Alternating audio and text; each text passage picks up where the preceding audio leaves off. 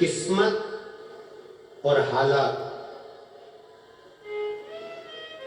एक साथ बदलता है मेरा महादेव। किस्मत भी बदल देता है और हालात भी बदल देता है। बस तुम्हारे हाथ में एक लोटा जल होना चाहिए, दोनों बदल दोनों।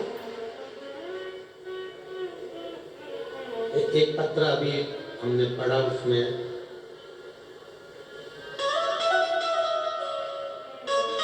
अर्चना अशोक श्रीवास तेलारा जिला अकोला की रहने वाली है। कहीं बैठी हो तो हाथ हिला सकती हैं। अर्चना अशोक श्रीवास तेलारा जिला अकोला, मेरा मोबाइल नंबर ये है। कहीं बैठी हो तो हाथ हिला सकती है। देख गए? हाथ हिलाओ। बच्चा लाई है क्या? देखिए लाई है, लिया लाई, बच्चा लाई है तो लिया।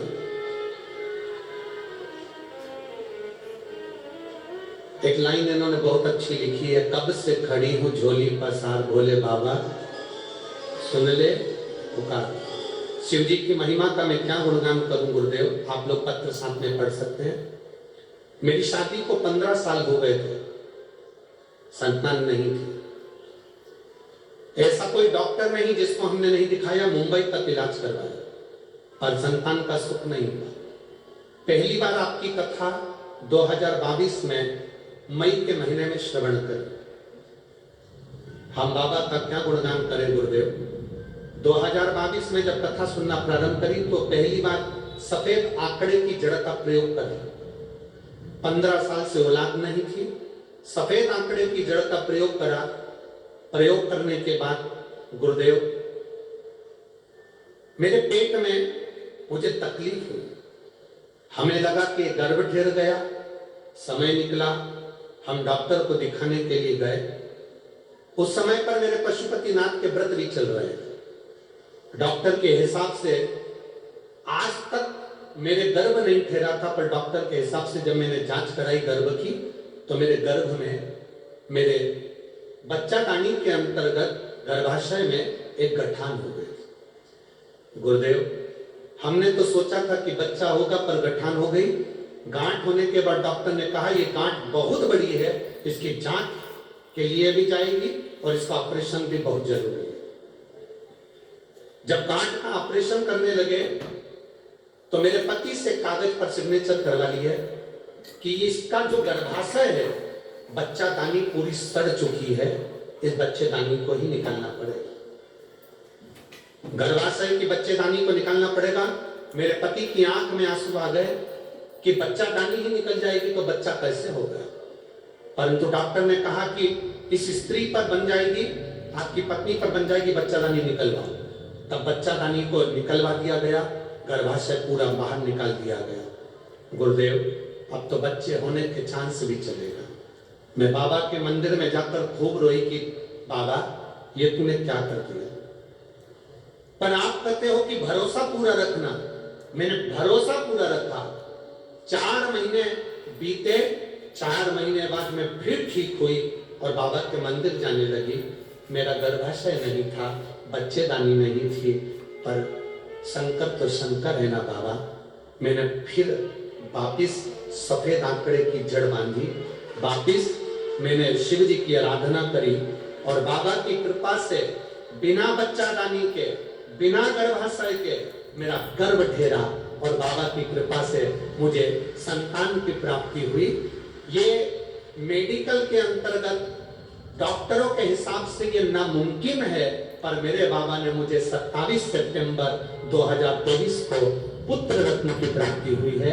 मैं बाबा को यहाँ नमन करने के लिए, जो 15 साल बाद मुझे हुआ। डॉक्टर के हिसाब से गुरुजी, जिसकी बच्चेदानी नहीं रहती, जिसका गर्भाशय नहीं रहता, उसे बच्चा नहीं ठहर सकता।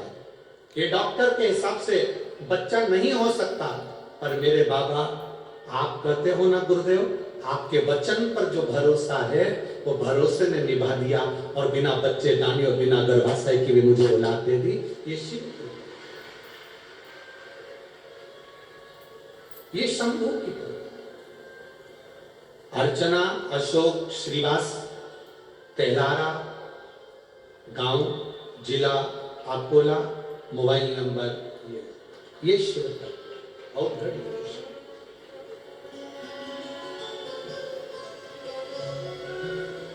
सहज नहीं है। तेरी कृपा बिना नहीं रे एक भी लेते श्वास तेरी कृपा से तलो तलो। हे गंगाधार मोती द्वार ओमकार तू भोले ओमकार तू आयो शरण किया शंभो तार तार तू। बखान क्या करूं मैं राखों के ढेर का, चपटी भभूत में खजाना कुबेर का। हे गंगाधार मोती द्वार ओमकार तू भोले ओमकार तू आयो शरण किनारे शंभो तार तार तू। उस बहन ने पत्र में लिखा, डॉक्टर के हिसाब से जिसकी बच्चेदानी नहीं रहती है, जिसका गर्भाशय नहीं रहता, उसका गर्भ नहीं ठहर सकता। ये आश्चर्य कैसे हो गया? और बाबा ने मुझे पुत्र रत्न की प्राप्ति 15 साल के बाद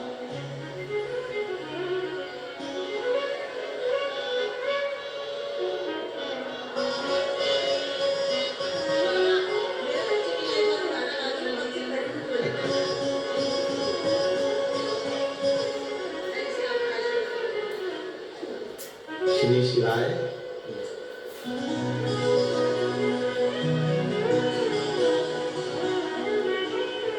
अरे लुटा दिया भंडार का शिवाय,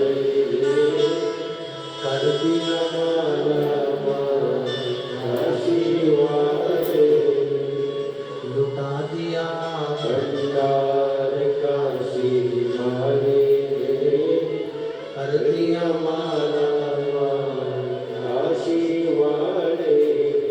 क्या देता है, कब देता है, कैसे देता है, ये उसके ऊपर है, उसके ऊपर निर्भर करता है।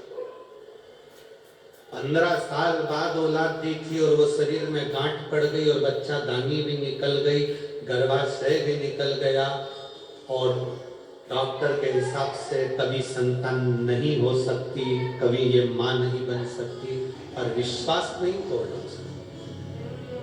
शंकर के वो क्या बोली, शिव के मंदिर जाती रही, एक लोटा जल चढ़ाती रही और कहती रही बच्चादानी भले निकल गई हो पर तू तो सबकी झोली भरता है।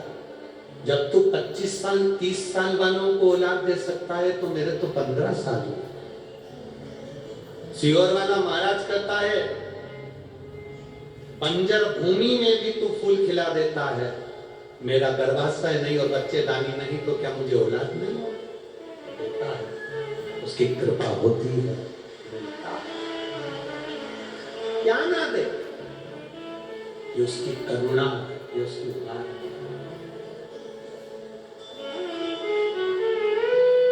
उसकी उदार और खाली ना जाता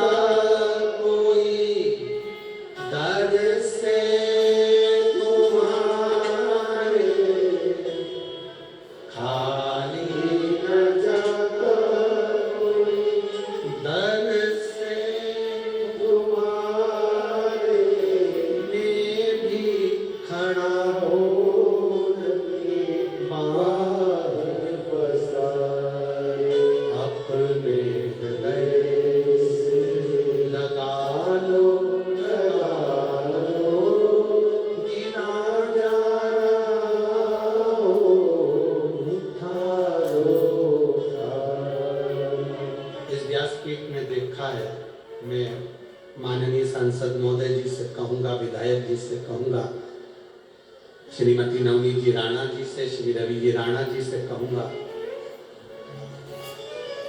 इन नेत्रों ने देखा है और इस व्यासपीठ ने देखा है, जिस जिस नगर में, जिस जिस गांव में, जिस जिस खेड़े में कुबेरेश्वर बाबा कथा करने के लिए आया है, उस गांव को, उस नगर को पीछे पलट कर देखने की जरूरत नहीं पड़ी। बाबा ने खजाना लुटा दिया।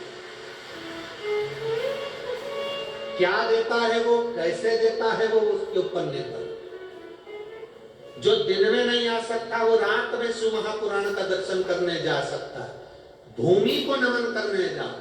पर तुम्हारे क्षेत्र में, तुम्हारे नगर में शिव महापुराण की जब कुबेर भंडारी की कथा, जब कुबेरेश्वर बाबा किसी रूप में कथा को भाव के साथ लेकर आए, एक बार उसका दर्शन, एक बार उसका दीदार जरूर करना और झोली पसार कर एक बार उसको नमन कर कर कहना जरूर। वो इतना दे देता है कि लोग 4 महीने के अंदर अगली कथा में पहुंचकर अपना पत्र पहुंचा देते। इतना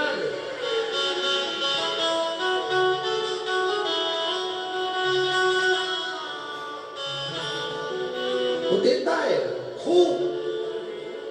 देवता देते हैं पल्ला झाड़ कर, महादेव देता है छप्पर झाड़ कर। वो कम नहीं देता, बहुत देता। शिव कथा का, भगवान शंकर का पवित्र चरित्र का है।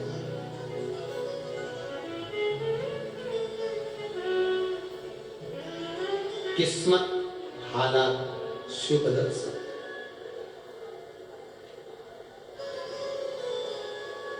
एक देवाधिदेव महादेव, एक घर के माता पिता।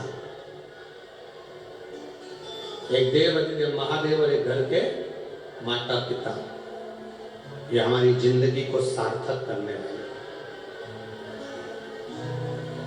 जिस माँ ने तुमको 9 महीना पेट में रखा, जिस माँ ने 3 साल अपनी गोद में रखा, जिस माँ ने पूरी जिंदगी तुमको अपने दिल में रखा, उस माँ को कभी घर से बाहर मत निकालो, कभी घर से बाहर। जो माँ तुम्हें 9 महीना, जो माँ 9 महीने तुम्हें पेट में रखती है, 3 साल उसको गोदी में रखती है, जिंदगी भर दिल में रखती है, उस माता पिता को कभी ठोकर ना दीजिए, कभी बाहर ना निकालिए। उसने दुआ करी है तुम्हारे लिए, उसने प्रार्थना करी है तुम्हारे लिए।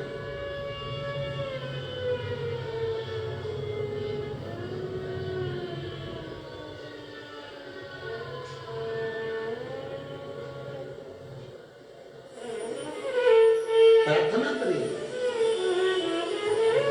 शिव कथा कर रही है, भगवान शंकर का चरित्र कर रहा है,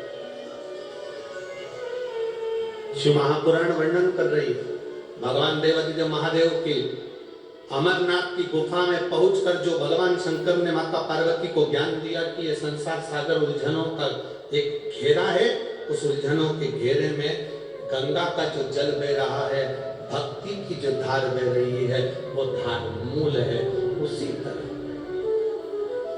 वो भक्ति की धार श्रेष्ठ है। तो शिव महापुराण की कथा कहती है, ये कभी ना सोचे जिंदगी में कि हमारी उलझने कम है, कि हमारा दुख कम है, कि उसका दुख ज्यादा है, कि हमारा दुख ज्यादा है, कि उसका कम, कि उसका ज्यादा। किसका दुख,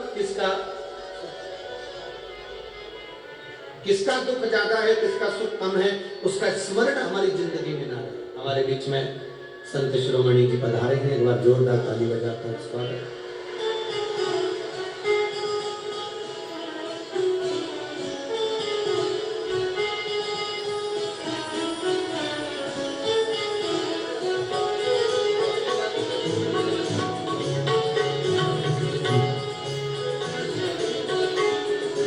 हमारे बीच में स्वामी जी श्री जितेंद्र महाराज जी महाराज पधारे हैं, एक बार जोरदार ताली बजाकर स्वागत।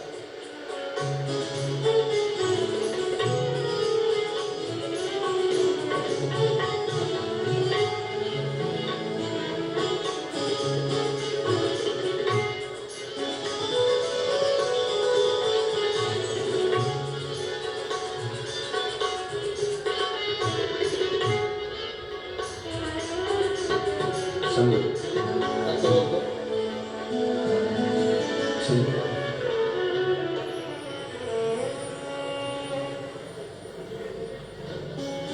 जीवन का एक आनंद,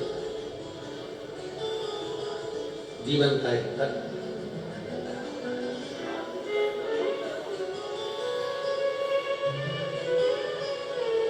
जीवन का एक लक्ष्य। शिव महापुराण की कथा करती है, ऐसा कौन जिसके जीवन में उलझने नहीं, सब उलझनों से घिरे हो, उलझनों से ग्रस्त। अब उलझनों में शिवजी कह रहे हैं कि जैसे गंगा बहती है, उस उलझनों में भी एक राह होती है, एक मार्ग होता है, जिस मार्ग को भक्ति का मार्ग कहते हैं। कौन सा मार्ग कहते हैं? भक्ति का। एक भक्ति का मार्ग होता है, वो भक्ति का मार्ग मूल मार्ग।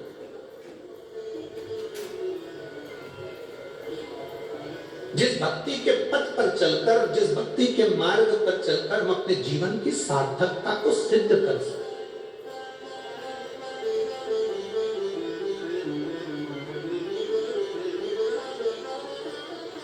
एक शिव महापुराण में एक बड़ी सुंदर बात कही पार्वती जी से देवादिदेव महादेव कह रहे हैं,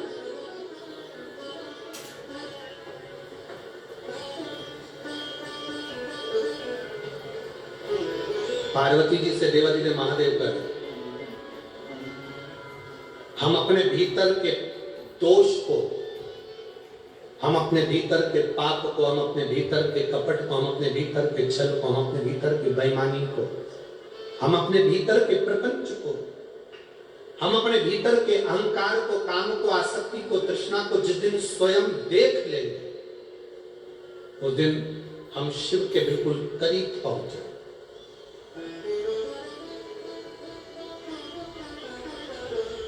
हम अपने भीतर की आसक्ति को, हम अपने भीतर के अहंकार को, हम अपने भीतर की वासनाओं को, तृष्णाओं को देख नहीं पाते, हम दूसरे में देखते हैं।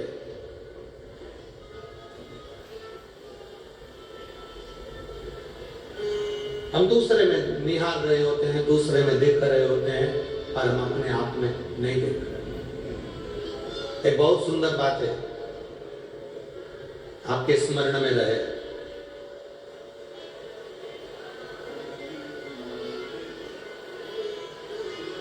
किसी व्यक्ति ने क्या कहा, हम उस पर स्मरण, उस पर ध्यान ज्यादा देते, पर हम किसको क्या बोल गए वो हमारे स्मरण में नहीं है। दूसरे व्यक्ति ने कितनी गाली दी वो हमारे स्मरण में है, पर हमने किसको कितनी गाली दी वो हमारे स्मरण में नहीं है। एक बात आप लोगों से पूछें, 15 दिन पहले सुबह 10 बजे तुमने क्या खाया था, तुमको याद है क्या? नहीं। पर 15 दिन पहले सुबह 10 बजे जो तुमने खाया था, वो तुम्हारे शरीर में रक्त बनकर, खून बनकर तुम्हारे शरीर में वो डोल रहा, वो घूम रहा।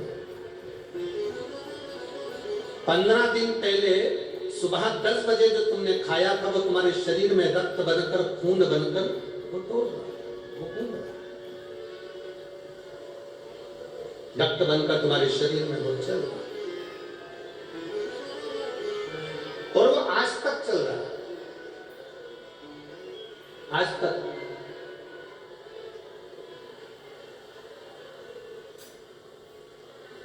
जो 15 दिन पहले तुमने खाया, वो तुम्हारे शरीर में रक्त बनकर आज तक चल रहा है, पर तुम्हारे स्मरण में नहीं आया। उसी तरह हम जब किसी के लिए गलत विचार लेकर आ जाते हैं, गलत सोच लेकर आ जाते हैं, गलत वाणी लेकर आ जाते हैं, गलत शब्द लेकर आ जाते हैं, वो भी हमारे शरीर में दिन रात चलता ही रहता है, दिन रात चलता रहता है, और उससे हमारे जीवन में कहीं ना कहीं तकलीफ का अनुभव होता है। हम अपने भीतर का दोष देखें, हम अपने भीतर का दोष स्वयं, अपने भीतर का दोष स्वयं। हमने देखा, वो कहे ना, बुरा जो देखन में चला जम के बोलो जरा, बुरा जो देखन मैं चला बुरा न मिलिया, कौन मिलेगा? स्वयं। पर हम देख नहीं पाते। अमेरिका में लाइट जाती है, अमेरिका में लाइट जाती है तो विद्युत विभाग वालों को फोन लगाया जाता है। देखिए जरा, अमेरिका में लाइट गई, विद्युत विभाग वालों को फोन लगाया जाता है। अफ्रीका में लाइट जाती है तो फ्यूज देखा जाता है। पर हमारे यहां लाइट जाती है तो पड़ोसी का घर देखा जाता है।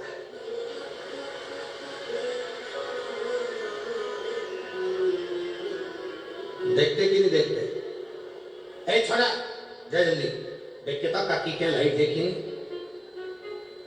अमेरिका में लाइट गई तो विद्युत विभाग वालों को फोन लगाया, अफ्रीका में लाइट गई तो फ्यूज देखा गया, और हमारे यहाँ पर लाइट जाती है तो हम पड़ोसी का घर देखते हैं। शिव महापुराण की कथा कहती है हमें अपने घर का फ्यूज देखना चाहिए, हमें अपने घर की लाइट देखना चाहिए, हमें दूसरे के घर में नहीं झांकना चाहिए। पर हमारी आदत बन गई है, हमारी आदत। जरा सा जिंदगी में दुख आया, तकलीफ आई, कहीं गए पूछने के लिए, उन्होंने कह दिया, तुरंत कह दिया तेरे किसी व्यक्ति ने तेरे ऊपर कुछ करवा दिया। अरे बाबा, जितने दुश्मन तुम्हारे नहीं होंगे उससे ज्यादा दुश्मन जो राम मंदिर बना रहे हैं ना, उनके लोग।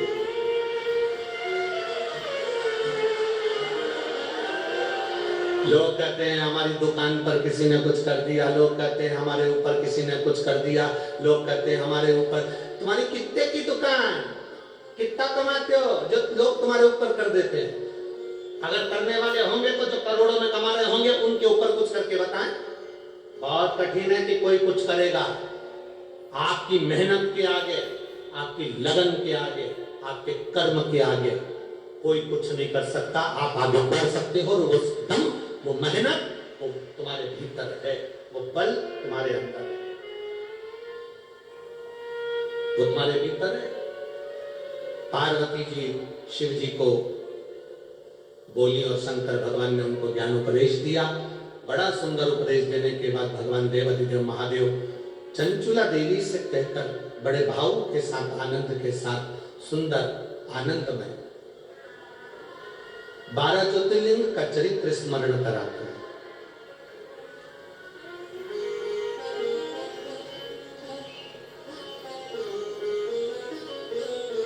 तब साधना, भक्ति, विश्वास, भरोसा, जिस हनुमानगढ़ी के इस पवित्र प्रांगण में ये शिव महापुराण की कथा चल रही है, इसी के नजदीक में सामने ही इंद्रशेष बाबा की तपोभूमि भी है, जहां गायत्री माता गो माता के रूप में सदा विराजमान है। ऐसी तपोभूमि पर हम और आप शिव महापुराण की कथा का स्मरण कर रहे हैं। तुमरुका जी ने चंचुला देवी को 12 ज्योतिर्लिंग का स्मरण कराया, प्रथम सोमनाथ जी का वर्णन किया। चंद्रदेव को काया का रोग होता है, उस काया के रोग से मुक्ति के लिए शिव की आराधना करते हैं, काया के रोग से मुक्त होते हैं। देवताओं पर भी अगर तकलीफ आई है तो उन्होंने शंकर की भक्ति करी। राम जी लंका पर चढ़ाई करने से पहले शिव की भक्ति करते हैं, भगवान कृष्ण भी शिव की भक्ति करते हैं। शंकर की भक्ति बिना कोई देव नहीं रहा। फिर वर्णन आया श्री मल्लिकार्जुन जी का, षडानंद कार्तिक रुष्ट होकर जाते हैं। भगवान देवाधिदेव महादेव पार्वती जी के साथ उन्हें मना कर लेते हैं, मल्लिकार्जुन के रूप में। फिर अगला वर्णन आया है ओमकारेश्वर, महाकालेश्वर का। दूषण नाम के राक्षस के संहार के लिए भगवान देवाधिदेव महादेव महाकाल बनकर प्रकट हुए। फिर वर्णन ओमकारेश्वर, विंद नामक पर्वत के तप करने पर देवाधिदेव महादेव विराजमान। केदारनाथ नर नारायण के तप से केदारेश्वर के रूप में विराजमान हुए। फिर वर्णन आया भीमाशंकर का। कुंभकर्ण की धर्म पत्नी करकटी, करकटी के पुत्र भीम का संहार करा तो शिव जी का नाम भीमाशंकर हुआ। काशी विश्वनाथ मनु शत्रुपा के तप के बल पर भगवान विश्वनाथ विराजमान हुए। अगला वर्णन आया त्र्यंबकेश्वर। गौतम बाबा पर गौ हत्या का दोष लगा, उस दोष से मुक्त होने के लिए माता इलिया ने शिव, भगवान ब्रह्मदेव, भगवान नारायण की आराधना करी। ब्रह्मा विष्णु महेश 3 लिंग के रूप में मां विराजमान हुए, त्र्यंबक में वो आनंद पाए। अगला वर्णन श्री वैद्यनाथ जी। रावण भगवान शिव को लेकर जा रहे थे, शिवलिंग के भार को जानकर भूमि पर रख दिया, उसे उठा नहीं, बाबा वैद्यनाथ के रूप में विराजमान हो गए। फिर वर्णन आया है श्री नागेश्वर। दारुक नाम के राक्षस का संहार भगवान शिव ने करा और नागेश्वर के रूप में विराजमान हुआ। फिर वर्णन आया है श्री रामेश्वरम। मेरे राम जी महाराज लंका पर चढ़ाई करने से पहले शिवलिंग की स्थापना करते हैं और शिव की पूजन कर कर लंका पर चढ़ाई करते हैं, वो रामेश्वर के रूप में विराजमान होते हैं। अगला वर्णन है श्री कृष्णेश्वर। सुधर्म नाम के ब्राह्मण की 2 धर्म पत्नियां थी, सुदेहा और घोषमा। घोषमा का बेटा मर चुका था। लोग पूछे कि ऐसा होता है? यहाँ 12 ज्योतिर्लिंग में से एक ज्योतिर्लिंग है। घोषमा का बेटा मर चुका था, 5 दिन हो गए थे, तालाब में उसका शव पड़ा हुआ था, कटा हुआ शव एक कपड़े में बंधा हुआ पड़ा था। घोषमा ने पार्थिव शिवलिंग की पूजन कर कर विसर्जन करते हुए मन में सोचा, मेरे बेटे का मुझे दर्शन नहीं हुआ बाबा। मरा हुआ बेटा 5 दिन पहले जो मरा था वो जिंदा लौट कर वापिस आया, वो कृष्णेश्वर महादेव। कृष्णेश्वर। हमने पहले भी कथा में कहा कि शिव महापुराण में आप जब देखते हैं, जो सोचते हैं वो मिलता है। कुंभज बाबा के आश्रम में, अगस्त ऋषि के आश्रम में शंकर और माता सती शिव महापुराण की कथा सुनने के लिए गए। सती ने मन में सोचा, मेरी शादी हुई, विवाह हुआ और मेरे पति मुझे यहाँ कथा सुनाने लिया, इससे तो मेरा शरीर जलकर भस्म हो जाए तो अच्छा। गुस्से में आकर माता सती ने ये कथा चल रही थी, विचार कर लिया कि मेरा शरीर जल के भस्म हो जाए तो अच्छा। वो सती दक्ष प्रजापति की यज्ञशाला में जलकर भस्म। कथा चलते में शंकर भगवान ने विचार करा कि मैं राम का दर्शन करूं, तो शंकर भगवान जब कथा सुनकर जा रहे थे तो उनको वन में राम जी का दर्शन हुआ। शिव महापुराण के पावन प्रांगण में, चाहे टीवी पर सुन रहे हो, आस्था चैनल पर सुन रहे हो, फेसबुक यूट्यूब पर सुन रहे हो, चाहे पंडाल में सुन रहे हो, चाहे विदर्भ की पवित्र भूमि पर कथा सुन रहे हो, जो तुम्हारे मन में चलता है बाबा उसको पूर्ण करता है। आप जब कथा के पंडाल में पहुंचे, दिल से बाबा से जो आप हृदय से सोच कर आए हो, बाबा आपको देकर जरूर भेजता है। शिव पुराण कहती है, जल चढ़ाने का, भजन करने का, कथा सुनने का जो फल है, जो मिलता है, वो जिंदगी में कहीं प्राप्त नहीं हो सकता। पर इतना जरूर स्मरण रखे कि शंकर की कभी निंदा ना करें, शंकर की कभी अवहेलना ना करें। शिव तत्व को या तो जाने, नहीं तो शंकर के लिए एक भी अपशब्द अपने मुख से ना करें। जैसे जल चढ़ाने का फल मिलता है, निंदा करने का क्या फल होता है, ये देवऋषि नारद की कथा कहती है। नारद जी ने शंकर जी की निंदा कर दी थी और उन्हें बंदर का मुख लगाना पड़ा। भगवान विष्णु ने शंकर की निंदा सुन ली थी, सिर कट गया, उन्हें घोड़े का मुख लगना पड़ा। हयग्रीव अवतार हुआ भगवान विष्णु का, केवल शंकर की निंदा सुनी थी इसलिए घोड़े का मुंह लगा था, शंकर की निंदा करी थी इसलिए बंदर का मुख लगा था देवऋषि नारद का। उस दिन से नारद जी ने हाथ जोड़ लिए कि ना तो शंकर की कभी निंदा सुनना है और ना कभी शंकर की निंदा करना है। कोई शंकर के भक्त की भी निंदा करे मत सुनो, कोई शंकर की निंदा करे मत सुनो। जिस कथा में, जिस व्यासपीठ पर कोई अगर शंकर की निंदा कर रहा हो, शिव भक्त की निंदा कर रहा हो, शंकर की निंदा कर रहा हो, वहां से उठकर चले जाओ। पर निंदा ना तो हमें करना है, ना निंदा हमें सुनना है। हम शंकर के, शंकर हमारा, बोल बम का नारा है और बाबा एक। शिव निंदा से दूर रहे, भगवान की अविरल भक्ति को धारण करें, ये भक्ति है। विदर्भ वालों के लिए, विदर्भ की ये पवित्र धरा पर जो ये कथा लेकर आई हैं सांसद महोदय श्रीमती नवनीत जी राणा जी, विधायक महोदय श्री रवि जी राणा जी, मैं इनको बहुत बहुत धन्यवाद देता हूं। निष्कपट भाव से, किसी से अठन्नी भी नहीं ली, और बाबा की कथा का ही रस तत्व हनुमान चालीसा ट्रस्ट द्वारा संचालित हुआ। इसको कराने वाले हनुमान जी और करने वाले आपने। जो आप अगर भंडारे चलाए, आपने अगर किसी को दूध पिलाया, कोई बच्चों को दूध पिलाया, किसी को चाय पिलाई, किसी को कंबल बांटा, किसी को कुछ करा, ये आपके भीतर की भक्ति है, ये आपके भीतर की भक्ति। जैसे वीर छत्रपति शिवाजी ने इस विदर्भ की भूमि को और इस पूरे महाराष्ट्र को, छत्रपति शिवाजी महाराज ने इस पूरी महाराष्ट्र की धरा को सनातन धर्म की ध्वजा के नीचे विराजमान कर दिया। वो सनातन धर्म की ध्वजा कभी नीचे नहीं जाना चाहिए। वो सनातन धर्म की ध्वजा सनातनियों के लिए अग्रण्यता रहना चाहिए। अपना सनातन धर्म मजबूत करिए, अपने सनातन धर्म की मजबूतता रखिए और सनातन धर्म के प्रति जागरूक रहिए। ना हम निंदा सुनेंगे, ना हम निंदा करेंगे। हमें किसी धर्म की निंदा नहीं करनी। कौन क्या कर रहा है, हमें उस धर्म से मतलब नहीं। कौन किस धर्म में क्या बोल रहा है, हमें उससे मतलब नहीं। हमें अपने धर्म से मतलब है। अपने धर्म का भजन करो, भक्ति करो, स्मरण करो। अमरावती की पवित्र भूमि पर, मां अम्बा की धरा पर, विदर्भ की इस पवित्र भूमि पर शिव महापुराण की जो कथा हो रही है, उस कथा का आनंद अपने जीवन की सार्थकता हो। 25 तारीख से 31 तारीख तक 2023 के विराम की ओर ये कथा पांडुरंगा हरि विठल के पावन चरणों में पंढरपुर में होगी, जिसका प्रसारण 1 बजे से 4 बजे तक होगा। 7 दिन हरि विठल के पावन चरणों में कथा का रस तत्व ग्रहण करेंगे। हमारा निवेदन है, पंढरपुर की भूमि पर जब आप कथा सुनने के लिए आए,